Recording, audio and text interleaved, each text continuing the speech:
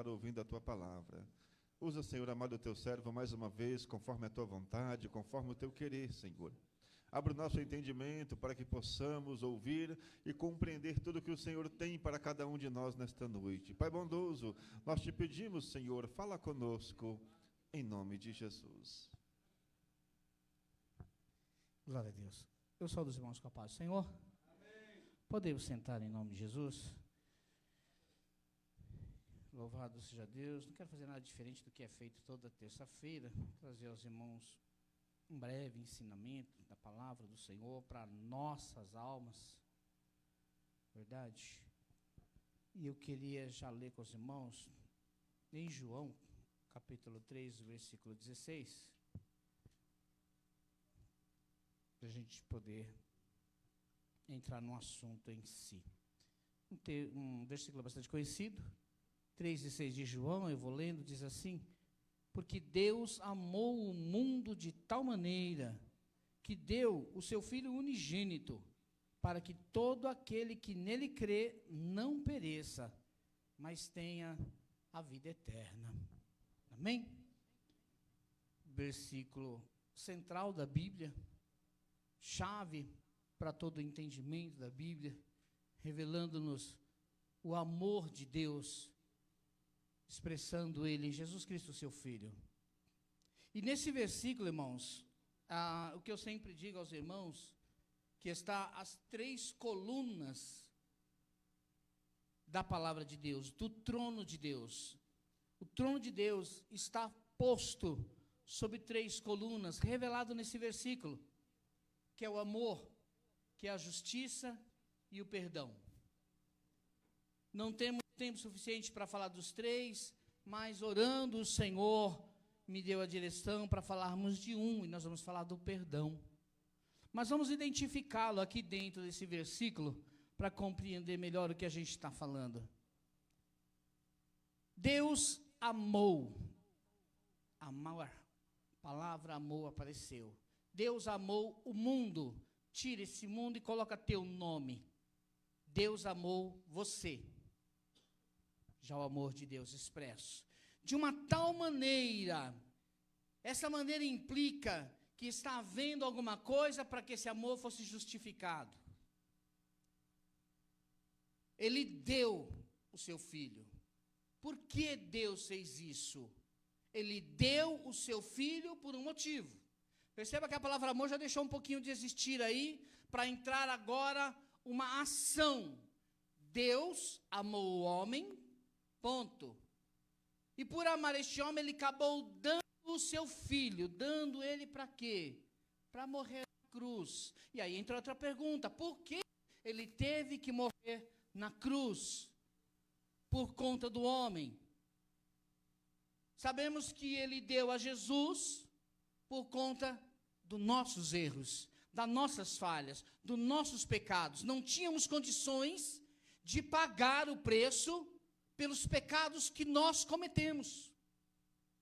Justiça precisa ser feita.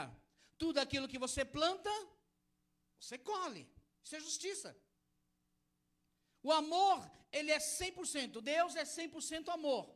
Também é 100% justiça e também é 100% perdão. As pessoas às vezes se equivocam até pensando ou tendo Deus como um idiota, como um trouxa, desculpa a perdão da palavra, porque às vezes o amor é tão exagerado na visão humana que ele acha que Deus é bobo. E muito crente também, irmãos.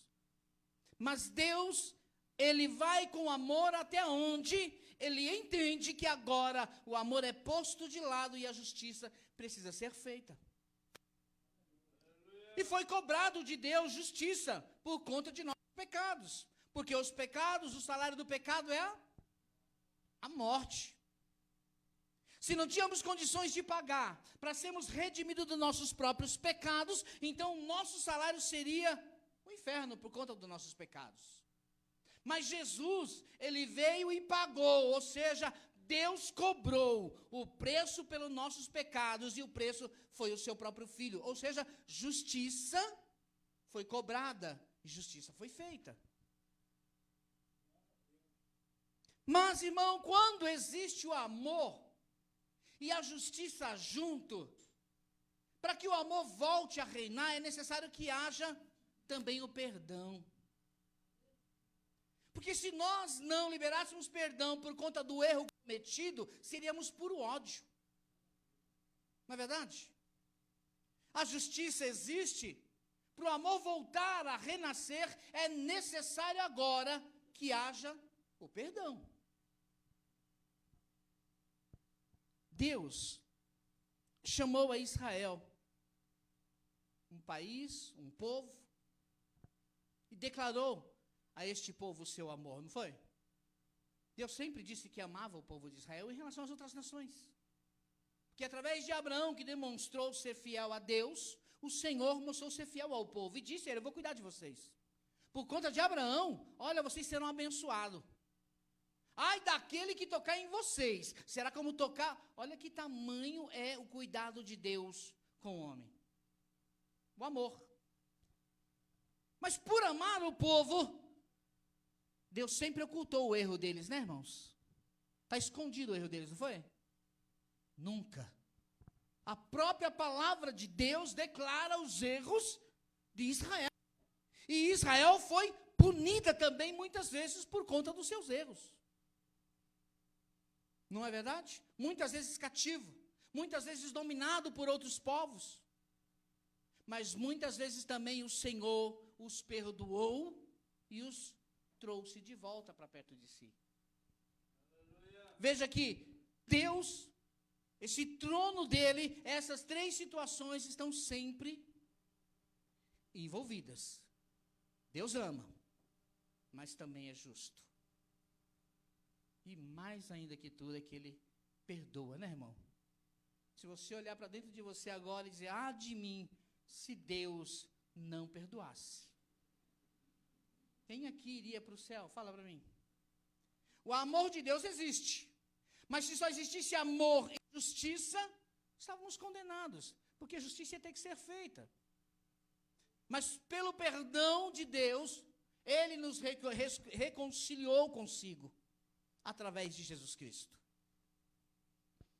Só que, irmãos, existe um grande problema. A palavra de Deus, muitas vezes, em muitos textos, ela traz uma certa dificuldade de compreensão. E a exegese, ela veio justamente para nos fazer entender, para quem procura entender, na verdade, a interpretação. E muitas vezes não é do texto total, mas de palavra, para encaixar essa palavra dentro do texto e poder então ter uma compreensão exata. Nós estivemos aqui no domingo até conversando, né, na escola dominical, e achei legal até que a gente conseguiu trazer a interpretação de uma palavra que muitas pessoas entendiam errado, predestinação. Pela ambiguidade, pelo paradoxo. Muitas vezes ela é interpretada dentro do texto de uma forma errada. E é necessário interpretá-la direito para poder compreender. Muitas Bíblias atuais, essas já renovadas, atualizadas, revisadas e um monte de ada por aí, muitas delas, na verdade, têm roubado o sentido real do que a palavra de Deus quer dizer, porque ele não entendeu, muitas vezes, irmão, a palavra de Deus, ela tem a intenção de trazer o caráter de Deus, para que possamos entender como Deus trabalha.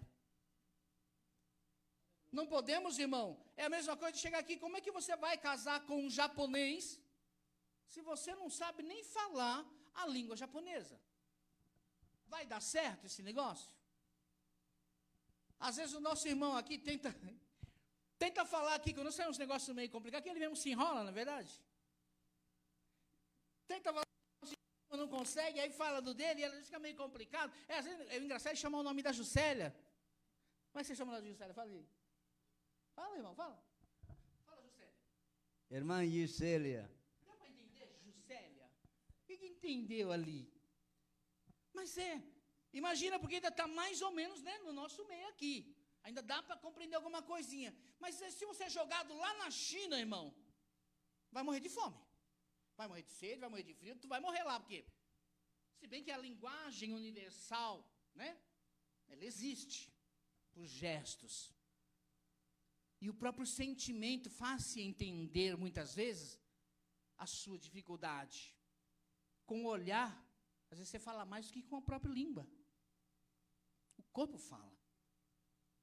Determinada vez, assistindo um filme, em que o homem tinha que descobrir o assassino, e ele falou, o corpo fala. O morto fala.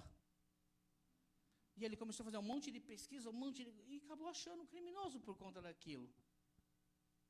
Sempre há maneiras de se entender quando nós queremos entender. Mas não entender do nosso jeito. Entender do jeito que é. E Deus não é difícil de se entender Deus. É que muitas vezes queremos que Deus seja do nosso jeito. Queremos que Deus faça da nossa forma. Oramos tanto para Deus nos dar uma bênção, mas eu quero tanto essa bênção, a bênção não vem, a bênção não vem, a bênção não vem. Às vezes Deus mandou ela de uma outra forma e você nem percebeu. Só porque não veio do seu jeito não quer dizer que Deus não te abençoou. Eu compreendi isso uma vez. Um pastor, amigo nosso, começou a entrar na minha casa, ter uma amizade com a gente.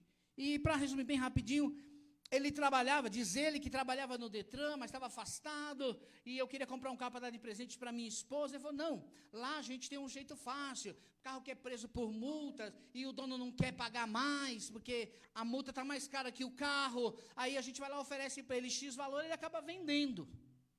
Falei, mesmo? Falou, não é falcatrua, não é nada não, não é nada disso não. A gente liga para o dono, oferece para o seu carro tá falando, tem 15 mil de multa, ele vale 5, quer 2. Ele pega, não vai querer mais nada, está ganhando dinheiro. E aí eu falo, beleza. Falou, vou ver um carro lá. Ele viu, na época um bobola. Quanta pessoa está querendo? É 3 mil.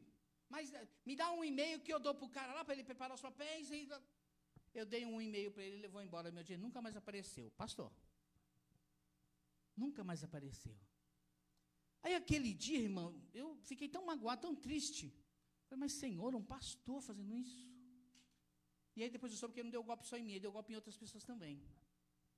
Mas amém. Foi passando um tempo, eu fiquei triste, porque o dinheiro foi, eu ia dar um carro para a mulher de presente.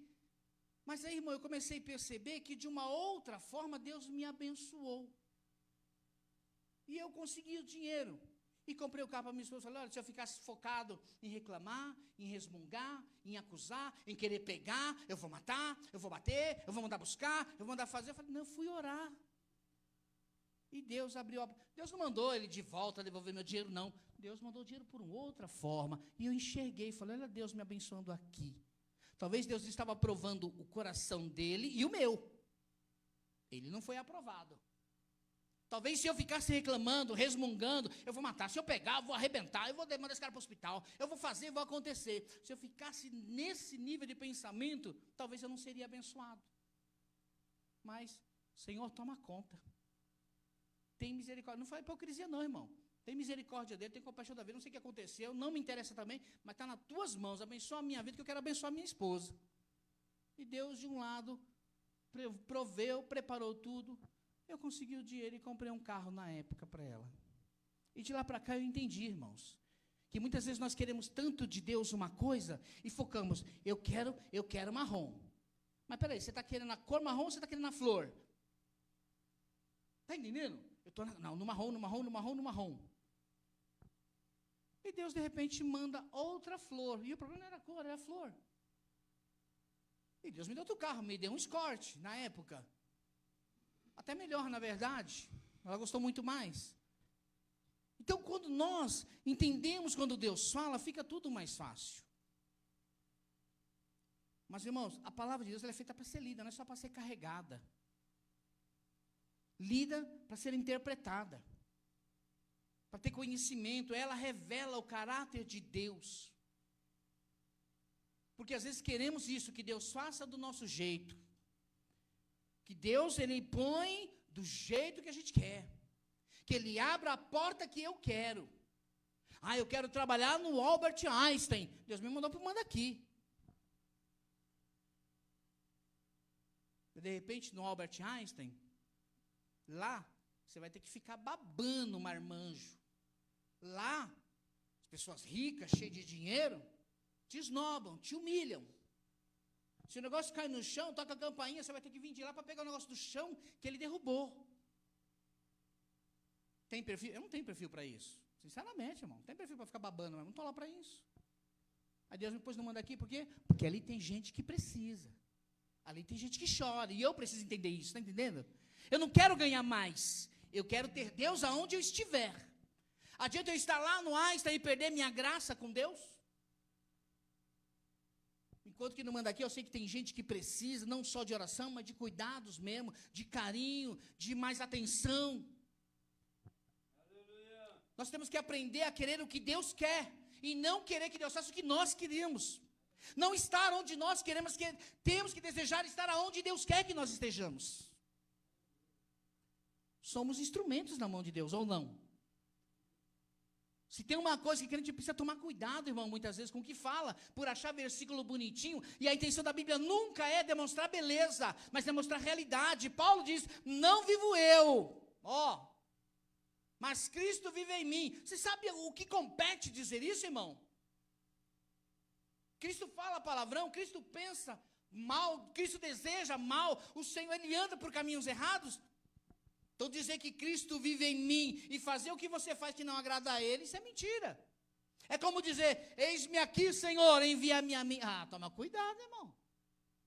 Que hora que Deus falar, vai lá na favela, vai lá naquela biqueira ali, ó, e fala do meu amor para Ele. Tem gente que acho que nem ouve Deus falando uma situação dessas, às vezes, irmão.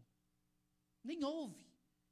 Porque às vezes Deus usa alguém de alguma forma para falar, mas Ele não consegue ouvir. Ou não quer, né? Porque Ele não quer fazer do jeito de Deus, Ele quer fazer do jeito dele. Senhor, vai lá, cura. Mas peraí, eu mandei você primeiro. Senhor, vai lá no enfermo no hospital. Mas eu mandei você primeiro, ide. E a gente fica mandando Deus ir na frente, como assim, né?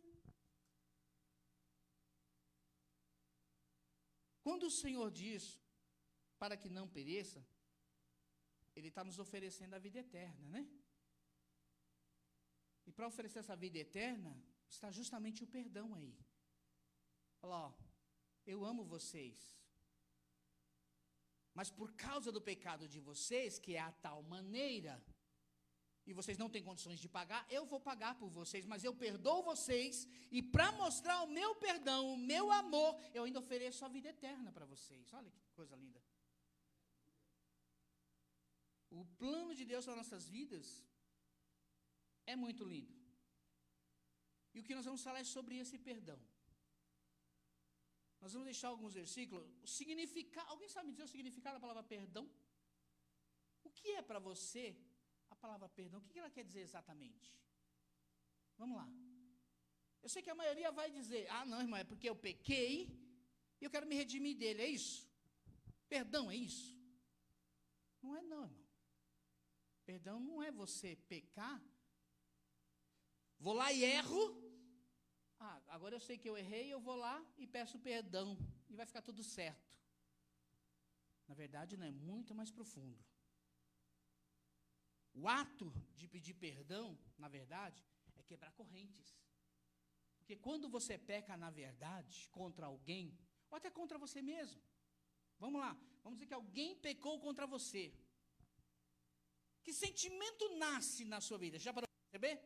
Quando alguém falhou com você, que sentimento nasceu em você?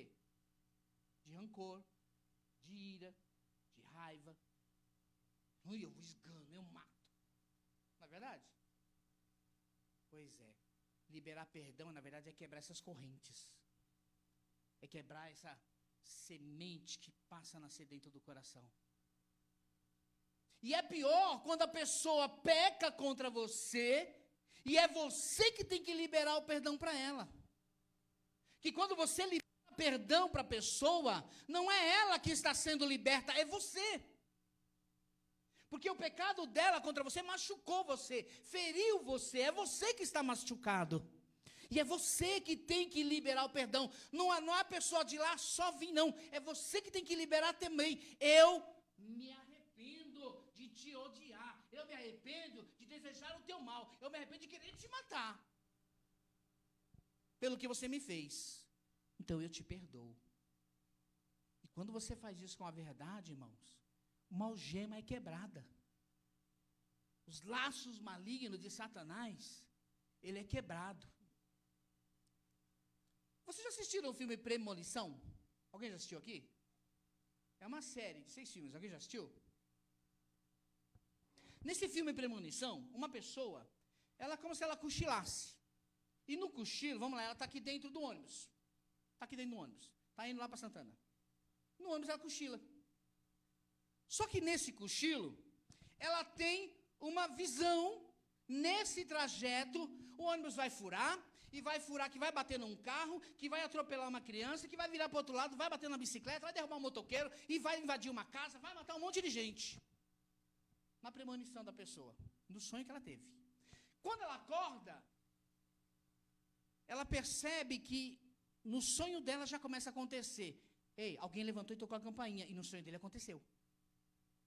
2 pontos depois, desce 3 pessoas, e ele percebe que aconteceu. Então ele entende que o sonho que ele teve vai se tornar realidade. Como um déjà vu. Só que o déjà vu acontece quando você está lá no momento. Só que tem um negócio interessante nesse filme. Um dia vocês assistam, vocês vão ver só. A pessoa, quando ela começa a ter essa visão, parece que de repente essa luz, ela não escurece, mas ela cai o brilho. Sabe? E fica aquela redoma escura. É como se você percebesse que Satanás entrou aí para causar. Você percebe a entrada do inimigo. E quando eu vi esse filme, eu falei, que interessante. Isso aí quer dizer, ó o diabo entrando. Só que eu estou enxergando ele. Foi me dada a condição de enxergar o agir de Satanás. E a pessoa, o que ela faz? Ela consegue se atinar, e antes ela pega o máximo de pessoas, para esse ônibus, vamos descer, e aí ele consegue tirar um monte de gente. Os que não acreditam nele, seguem em frente, e tudo que ele sonhou acontece. Só que, todas aquelas pessoas que ele salvou, agora vão começar a morrer uma a uma, porque no sonho todo mundo morria. E a primeira pessoa que morreu, seria a primeira a morrer, a segunda, a terceira, e assim sucessivamente. E ele tenta evitar que a morte agora pegue essas pessoas. Ou seja, você trazendo isso para o mundo espiritual, você vê que é Satanás agindo e é Deus mostrando. Olha, Satanás vai fazer isso. Isso acontece na nossa vida, irmãos. Se você prestar atenção, muitas vezes você vai ver o diabo agindo, aonde que ele está cutucando. Sabe lá no trabalho, aquela pessoa que você sabe, ó, essa pessoa hoje, na conversa lá na copa, quando você está tomando café, conforme a conversa, você percebe que a pessoa está com más intenções. A conversinha ali vai gerar um problema depois. E se você estiver atento, você entende isso. O crente tem, irmão, de Deus, essa visão, essa capacidade. O mundo não tem. Porque ele tem o Espírito de Deus. E quando ele dá vazão ao Espírito de Deus, ele enxerga tudo que está ao redor dele. Sabe a hora que tem que falar. Sabe a hora que tem que ficar quieto. Sabe a hora que tem que cantar. Sabe a hora que tem que chorar, sabe a hora que tem que só que ouvir, e vai saber a hora que tem que falar, porque ele sabe o que está acontecendo ao redor. A Bíblia nos ensina o caráter misericordioso de Deus. No livro de Isaías 43, 25, ele fala assim, deixa eu ver aqui. Eu mesmo sou o que apago as tuas transgressões por amor de mim. Ó, Deus nos perdoa por amor dele mesmo. E dos teus pecados, não me lembro. Olha como esse Deus é misericordioso. 1 João 1,19. Se confessarmos nossos pecados, ele é fiel e justo para nos perdoar os pecados e nos purificar de toda injustiça. Miqueias 7,18. Quem é Deus semelhante a ti, que perdoas as iniquidades e que te esqueces das transgressões do resto da tua herança? O Senhor não retém a sua ira para sempre, porque ele se deleita na benignidade. Lembra aqui que eu falei uma vez sobre pecado de iniquidade? Eclesiastes, lembra? O que é a iniquidade, irmãos? Por se aumentar ou se multiplicar a iniquidade, o amor de muitos se esfriariam. O que significa iniquidade?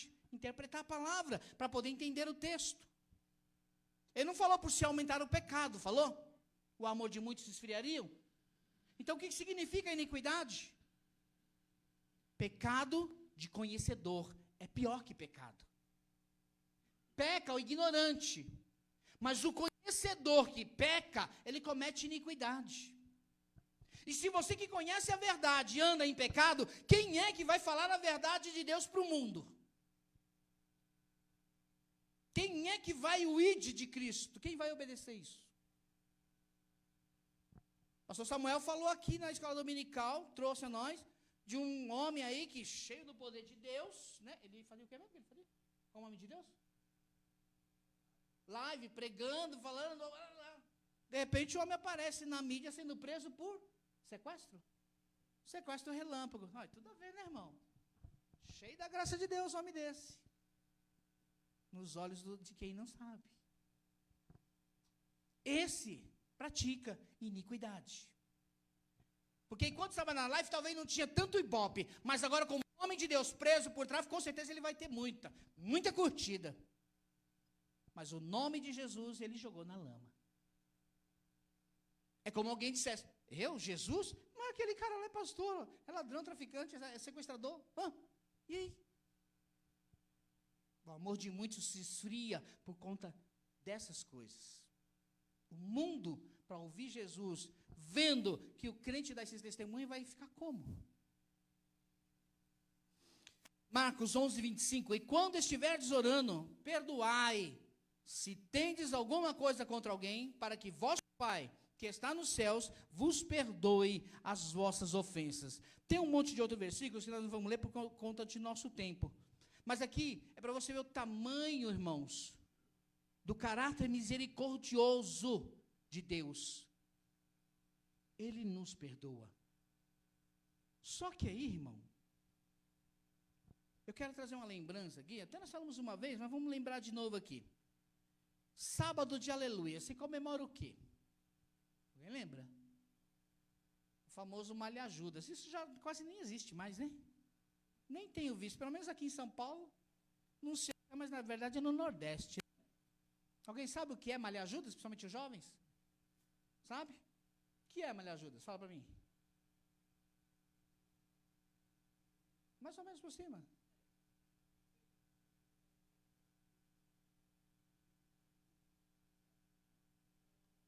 Não, na verdade não é isso. Não, tudo bem. Ou então você vai saber como é exatamente. Judas traiu Jesus, está certo? Vendeu Jesus por 30 moedas e o traiu com um beijo. Isso foi na sexta-feira. Nem na sexta foi, na verdade foi na quinta noite ou de madrugada, lá no Getsemane, quando ele orava. Judas chegou com os soldados, para mostrar para os soldados que era Jesus, ele falou, deu um beijo em Jesus, ato da traição. Isso foi da quinta para a sexta, ok? Só que chama-se sábado de aleluia, porque depois que Jesus foi crucificado, Judas, ele dá-se a entender que ele se arrependeu, porque ele foi lá, quis devolver a moeda. Só que, na verdade, ele não chegou a fazer o ato em si do arrependimento. Então, no sábado, é tido como o dia da traição. Então, chama-se sábado de aleluia, por quê? Aí lá, os tradicionais, na verdade, virou até cultura isso, tá, irmão? É cultural, principalmente no Nordeste, eles fazem bonecos de palha, ou cheio de coisa, de papel, fazem boneco, põem roupa e tudo, amarram ele no poste e passam o dia inteiro malhando Judas. O que é malhando? Descendo paulada, jogando alguma coisa, cortando, furando. Ou seja, isso significando o quê? Qual é o significado disso? Eu odeio Judas Iscariotes. Ele matou, foi ele o culpado da morte de Jesus. Ele é o culpado do sofrimento de Jesus. Eu odeio este homem. É isso que o ato quer dizer. No final, quando é a tardezinha, já para passar, acho que é 6 horas, termina o dia, vai lá para ficar mais legal ainda, põe fogo no Judas. Se não morreu na pancada, não morreu na furada, não morreu nos caras, vai morrer queimado, infeliz. Botaram fogo no Judas. Todo sábado de aleluia, eu mesmo fiz muito isso, irmão. Sabe o que isso significa? Que me ensinaram a odiar. Jesus odiou Judas porque Judas o traiu? Nunca. Que direito temos nós de odiar? Acha que Jesus não liberaria perdão para Judas? Jesus ensinou, quando o teu irmão pecar contra você, perdoa-o, não 7, mas 70 vezes 7. Quantas vezes é isso? Vamos lá, matemática. Quanto? 490 vezes por dia. Por dia. Irmão, pecar contra você 490 vezes, você está ruim de amigo mesmo, viu? Sinceramente, não é por nada não. Mas ele já colocou nessas condições para dizer, rapaz, ó, se 490 vezes alguém pecar contra você, o problema é teu, não é dos outros, não. É você que precisa se arrepender e mudar teu caminho, porque está cruel o negócio pro teu lado. Se Jesus, irmão, nos ensinou a perdoar tanto, ele não perdoaria se Judas, tão somente na hora lá, pedisse, Senhor, eu pequei. Senhor, me perdoa. Será que Pedro negar Jesus 3 vezes foi tão pior quanto Judas trair? Sinceramente, irmão, não acho. É que Pedro se arrependeu. Pedro se firmou com o Senhor. Pedro caiu na real e falou, ei, peraí, não. Para cá que eu tenho que vir, não ir mais para lá. Judas foi mais para lá. Se ele tivesse voltado, Jesus teria perdoado ele, irmão, com certeza. Mas foi nos ensinado, olha como o diabo trabalha, tá vendo? Hoje eu enxergo isso, mas não foi hoje, já há muito tempo, né? Passado, um dia caí na real, falei, peraí, Jesus, o que está acontecendo? Quando o Espírito Santo de Deus trouxe tal palavra ao meu coração, parei de malhar Judas. Aquele ódio eu tive que liberar ele. Ainda que Judas não presente, mas do meu coração eu me arrependi. Eu pedi perdão, falei, Senhor, me perdoa, quem sou eu para julgar? Como o Senhor disse para Pedro, quem você pensa que é para julgar ruim, podre, imprestável, contaminado, aquilo que eu santifiquei? E nós, irmãos, não sei se todo mundo brincou de malhar Judas aqui, pelo menos os mais velhos aí. Brincou, Zé? Brincou, né? Brincou, Nena? Nunca malhou Judas? Nunca?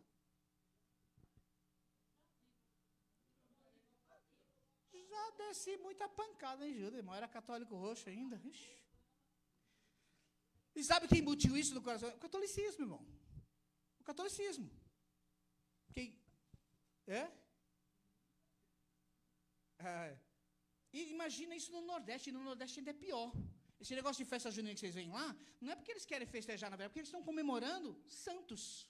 Tudo tem a ver com santos lá. O Nordeste, o fato cristão deles é muito forte, a raiz deles.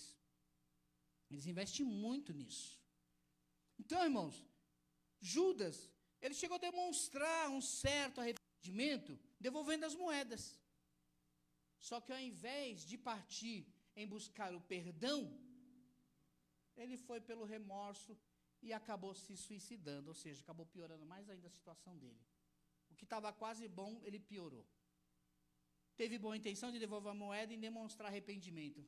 Mas se não confessar com teus lábios, que nós lemos, se com teus lábios confessares, o Senhor te perdoa. Ele não confessou.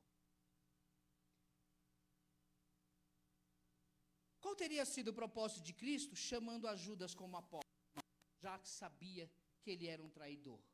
Na sua onisciência, Jesus sabia que Judas iria traí-lo.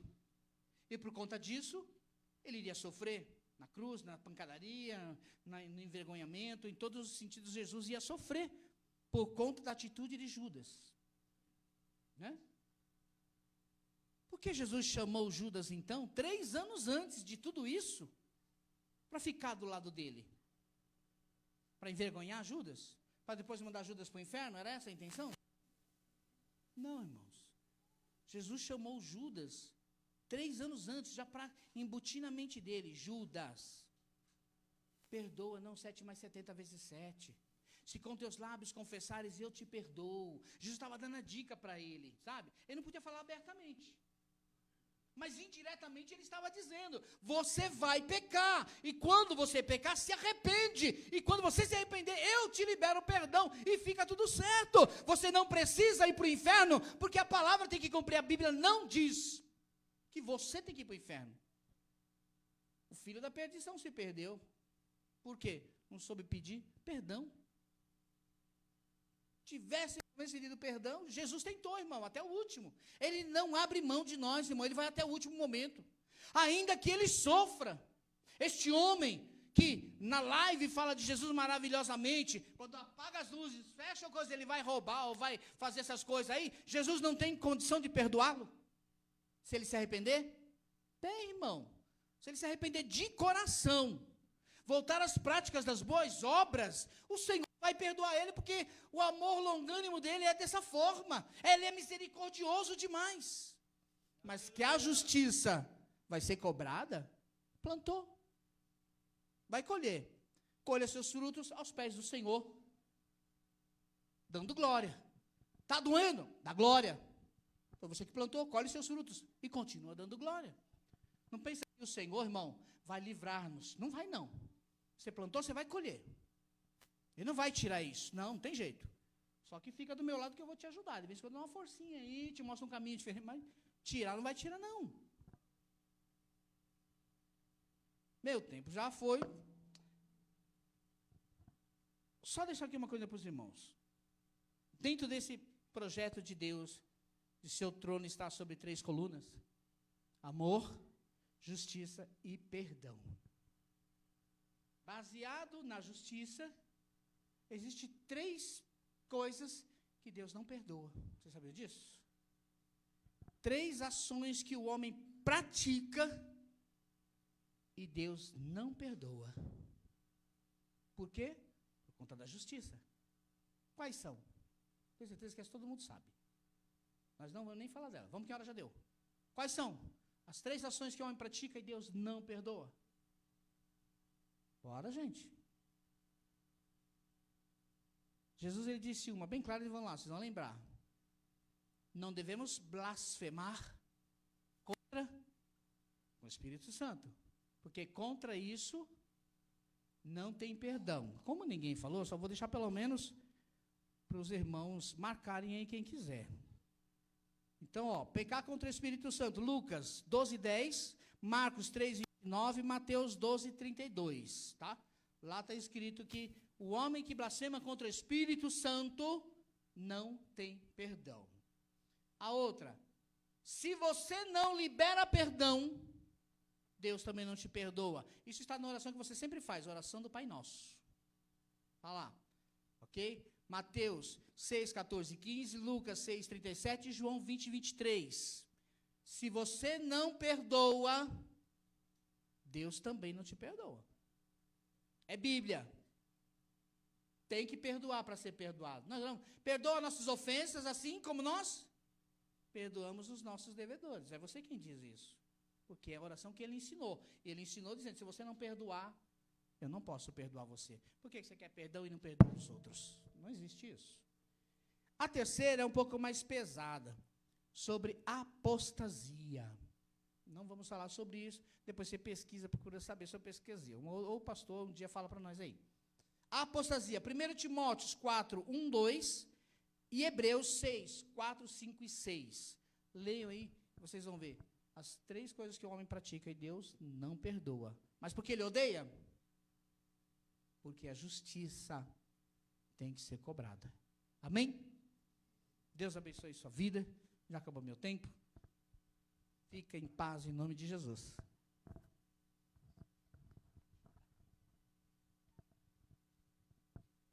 Glória a Deus. Amém, irmãos? Guarde essa palavra no teu coração. Glória a Deus. Vamos agradecer a Deus por mais esse culto, por mais esse ensinamento. Amanhã temos culto na sede. Quinta-feira estaremos aqui para adorar ao Senhor. Sexta-feira nós recebemos o convite do pastor André para estarmos cooperando na pré-conferência missionária. O tema é tradução da Bíblia. Nós vamos estar ali, lá no Jardim Brasil, na rua Mendes da Rocha. O número me falha a memória agora, mas número 172, na Mendes da Rocha. Vamos estar saindo daqui, no máximo 19h20, para chegarmos lá. Amém? Conto com a presença de todos, para estarmos ali adorando a Deus, juntamente com os irmãos. Sábado, nós temos na sede um trabalho com as irmãs, né? Todas as irmãs estão convidadas para estarem ali adorando a Deus. Amém? E os trabalhos prosseguem normalmente. Próximo domingo é o nosso culto com as... Culto com o que tem domingo? Domingo é culto com o que, crianças? Muito bem. Convide crianças para estarem aqui. Já temos a pregadora, já tem o tema para o culto das crianças. Vai ser uma bênção. Amém, irmãos? Glória a Deus. Vamos agradecer a Deus. Nos colocarmos em pé. Pastor Samuel. Aleluia. Vem nos despedir em oração.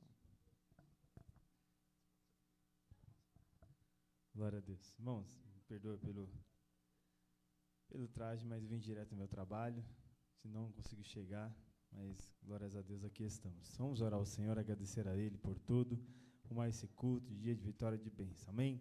Pai amado e Deus santo, te agradecemos, Pai querido, por mais essa noite estamos na Tua casa, na Tua presença, aprendendo mais de Ti, Pai querido. Jesus, continua guardando, livrando a cada um, Senhor amado, aqueles que já chegaram à Tua casa, aqueles que não puderam estar também, Senhor amado, se esteja no trabalho, onde quer que esteja, Senhor amado, livre de todo mal, do acidente, Senhor amado. Pai, abençoe a cada lar, a cada membro dessa igreja, a cada família, Senhor amado, continua abençoando o Jardim Palmares, Senhor amado, toda a liderança dessa igreja, Senhor amado, continua abençoando, Senhor amado. Pai, também abençoa, Senhor, a programação dessa semana, Senhor amado, e cada um tem, Senhor amado, para que tudo corra bem para a glória do Teu nome. Pai querido, também abençoe desde já o culto das crianças, domingo que está sendo preparado. Pai, tira todo empecilho, todo mal, tudo que venha querer atrapalhar, toda a seta do inimigo, Senhor amado, que venha querer, Senhor amado, tirar o foco. Mas Deus, nessa noite, recebe a nossa gratidão, Senhor amado. Gratidão por mais um dia de estarmos de pé na Tua presença, e desde já nós te agradecemos por tudo, Senhor amado, para a glória do Teu nome, te agradecemos em nome de Jesus, amém. Glória a Deus. Receba a bênção. Que o amor de Deus, a graça do nosso Senhor e Salvador Jesus Cristo, a comunhão e as consolações do Espírito Santo esteja com todos nós. Todos digam amém. Está terminado em nome de Jesus. Não saia correndo, as irmãs estão preparando algo.